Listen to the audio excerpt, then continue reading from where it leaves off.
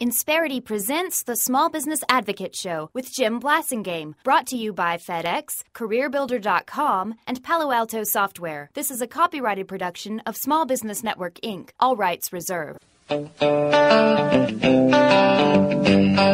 He's the man Talkers Magazine says is one of the most important talk show hosts in America. We tell you over and over again that you're wonderful, and you just don't get it. What's wrong with you? He's Jim Blasingame, our small business advocate. Welcome back, 34 after the hour. Thank you very much for hanging out with me. Thanks for being part of my day. My pleasure, as always. Very excited about having Joe Knight back on the show. Joe's a longtime member of our Brain Trust. He's the co-owner of Business Literacy Institute, the co-author of Financial Intelligence for Entrepreneurs. He's the guy who's been helping us understand how to run the financial part of our business for a long time now, including banking. He's our good friend, Joe Knight. Welcome back to the show. Thanks, Jim. Great to be back on. Good to have you back. Joe, one of the things that you've been working on quite a bit lately, and you do this every day, really, in your manufacturing business, which I didn't mention earlier, and that is project management. What do we need to know? What even non-manufacturers need to think about project management systems, don't they? That's absolutely true, Jim. And one of the things we learned at my manufacturing company called SetPoint is that you need to understand that the way GAAP accounting works on projects is very dangerous for a project-based company. Your accountant will tell you you're profitable and you're making a lot of money because they do their costing based on, or their revenue recognition based on how much cost you spent, which is crazy. So if I have a big project and I spend $1 million buying material, they'll tell you you're halfway done if it's half material, and you can count that as profit in the first month. But the reality is you haven't done any of the labor yet, and that's when you find out if you're behind or ahead and all that kind of stuff. Yeah, you could have all kinds of things to happen in the meantime that could set you back. A number of things that you can't control that could set you back, and you may not be profitable at all. And when you say GAAP, generally, that's GAAP, folks, generally accepted accounting practices. Joe, tell us. Exactly. Help us out a little bit. Yeah, exactly right. So the generally accepted accounting principles would tell us that if you have $1 million project and in cost, and you've spent $500,000 and you're 50% done, and you can count that as revenue in the project. The problem is have you really done half of the project? And at SetPoint, we build large automation equipment for big manufacturers, and the material is bought up front, but then you got to put it all together and make it work.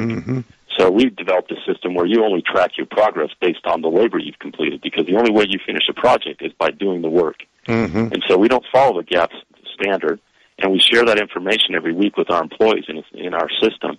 And we found over the years that it's a great way to handle a project financially, because a lot of companies get into deep trouble thinking that they're profitable because they bought all the parts or the equipment or whatever. If they're building a home, they buy all the raw materials and say, look at all the profit I got, let's go out and buy a new pickup truck. But how do you get your accountant to do it that way if they want to do it in the GAAP way? Well, we couldn't get our accountant to do it. CPA, a certified public accountant, doesn't understand it, doesn't get it. We had to develop our own system. We had to come up with our own way of doing it. We did it internally. But how do you get audited with a system like that? I mean, it's pretty simple. Yeah, when you get audited, you just have to adjust your labor and make adjustments to your percent complete. Going back, and we work with the CPA to do that. We also have to do that for our tax books as well, Jim. What about for your banker, though? Is this something that causes your banker problems? It ought to make them happier.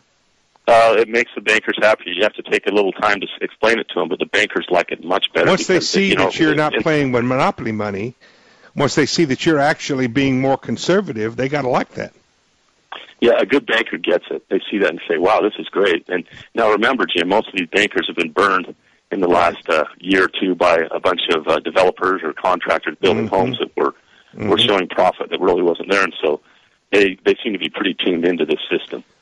Well, even if you're not a manufacturer like you, how does this work for regular Main Street companies?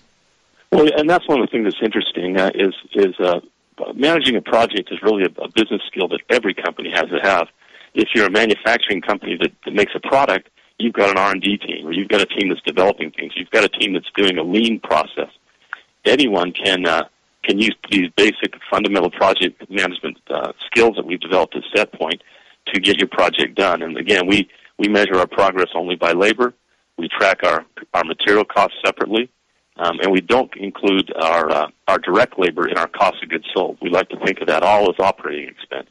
These are all things that the CPA will tell you isn't right, but sometimes we forget that the CPA is a certified public accountant to do outside reporting. You need to do your own accounting internally. Oh yeah, that's exactly right. So your labor, you put your labor that is part of the manufacturing below the line. We do. You don't put it up in. You do not put it up in cost of goods sold. No, only when it's time to report to the IRS and to our bankers. Interesting. Hold on to that thought. We're going to come back and talk about this some more with our good friend Joe Knight, the co-author of Financial Intelligence for Entrepreneurs. Folks, he teaches people about this stuff, and he's teaching us about it right now. 20 till. Stay with us.